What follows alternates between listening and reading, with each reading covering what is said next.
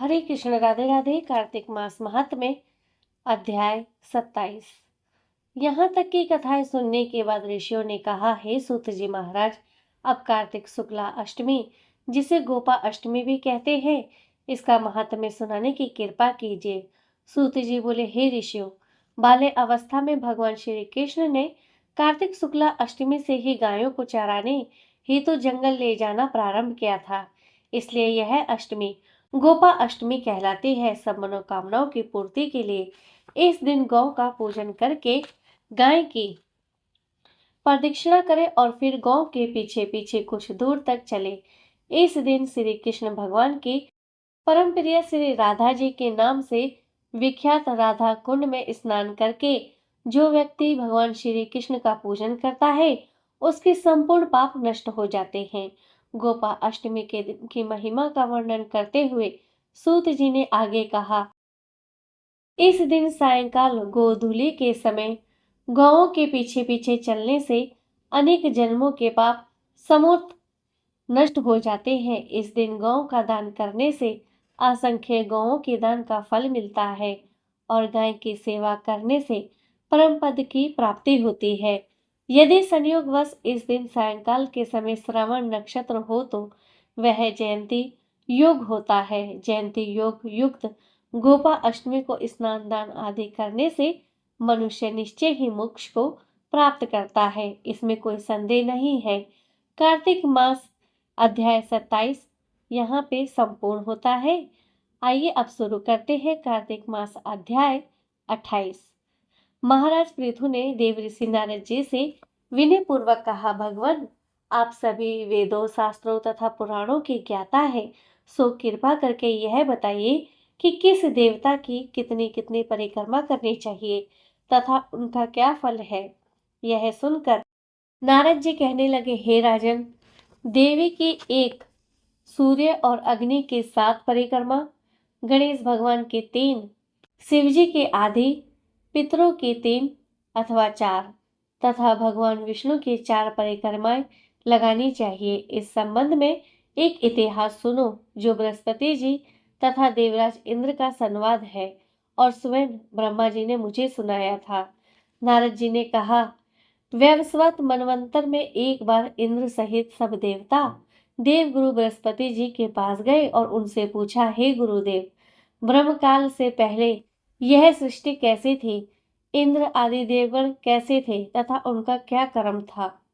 यह सुनकर बृहस्पति जी ने कहा, उस समय की बात तो हम भी नहीं जानते, क्योंकि उस काल को बीते अब तक 6 मनवंतर हो चुके हैं, परंतु आपकी ही नगरी में सुधर्मा रहता है, वह सब कुछ बता सकता है।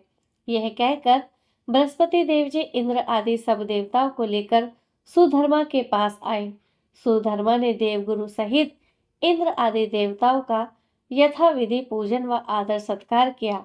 इंद्र सुधर्मा की राजलक्ष्मी तथा वैभव देखकर दंग रह गया और पूछा, हे सुधर्मा, इतनी राजलक्ष्मी तथा वैभव तुम्हें कैसे प्राप्त हुआ?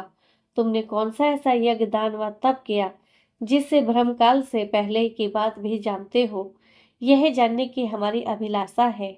सुधर्मा ने उत्तर दिया, हे इंद्र, जब चारों युगों की 1000 चौकड़ियां बीत जाती है, तब ब्रह्मा जी का एक दिन होता है। उस एक दिन में 14 मनु और इंद्र होते हैं। जब हम विष्णु लोक में थे, तब वहां पर रहते हमारे सामने इतने ब्रह्मा हो चुके हैं कि हम उनकी गणना भी नहीं कर सकते। उसके बाद हम यहाँ स्वर्ग में आए। हमने जो एकमात्र अच्छा कर्म करके इतनी लंबी आयु पाई है, उसका विवरण सुनो। पहले जन्म में मैं मांस भक्षी गिद्ध था। एक समय कार्तिक शुक्ला नवमी को श्री विष्णु के मंदिर पर बैठा हुआ था कि एक शिकारी ने आकर बाण मारा, जिसमें घायल होकर मैं विष्णु मंदिर में आ गिरा। उसी समय मांस के लोभी एक कुत्ते ने आकर मुझको पकड़ लिया। उसे देखकर अन्य कुत्ते भी वहां आ गए। वह कुत्ता उनसे डरकर मंदिर के चारों ओर चक्कर लगाने लगा। अन्य कुत्ते भी उसके पीछे पीछे भागते रहे। इस प्रकार सबने मंदिर की प्रदक्षिणा कर ली। इस बीच मेरी मृत्यु हो गई। मंदिर की प्रदक्षिणा से भगवान अत्यंत प्रसन्न हुए और मुझको अपना परम पद दिया। यह बात सुनकर इंद्र तथा अन्य सभी देवता अत्यंत प्रसन्न हुए और उन्होंने भी भगवान का पूजन करके प्रदक्षिणा की। इसके पश्चात नारद जी ने इस नवमी तथा भगवान की परिक्रमा का महत्व बताते हुए आगे कहा, हे राजन, कार्तिक शुक्ल नवमी सतयुग की आदि तिथि है। इस दिन भगवान की पूजा, प्रदक्षिणा, व्रत, दान, तप तथा यज्ञ करने से कई गुना फल मिलता है।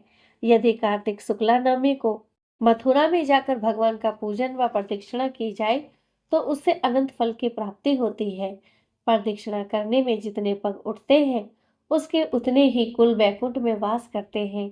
यदि मथुरा नगरी बहुत दूर हो तो अन्य किसी धार्मिक स्थान पर प्रदक्षिणा करें।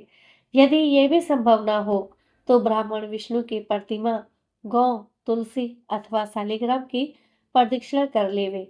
समुद्र सहित संपूर्ण पृथ्वी की परिक्रमा करने से जो फल प्राप्त होता है वही अनंत पुण्य फल तुलसी जी अथवा शालिग्राम जी की प्रदक्षिणा करने से प्राप्त हो जाता है। कार्तिक के शुक्ल पक्ष की नवमी को गौ, ब्राह्मण देवे, मंदिर, तुलसी वन, साधु, वैरागी, जीवन मुक्त, परमहंस, गृहस्थ, वेद, उपवेद तथा पुराण ये सब ग्राम में ही वास करते हैं। अतः अपने ग्राम की प्रदक्षिणा करने मात्र से भी की प्रदक्षिणा पूरी हो जाती है।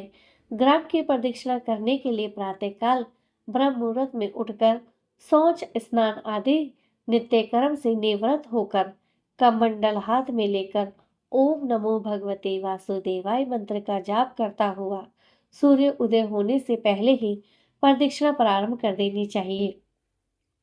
ब्राह्मण देव स्थान अर्थात मंदिर, तुलसी तथा शालिग्राम की मूर्ति की परिक्रमा सूर्योदय के बाद भी की जा सकती है। कार्तिक मास महात्म्य अध्याय 27 और 28 यहीं पर संपूर्ण होता है। इसी के साथ हरे कृष्ण, राधे राधे।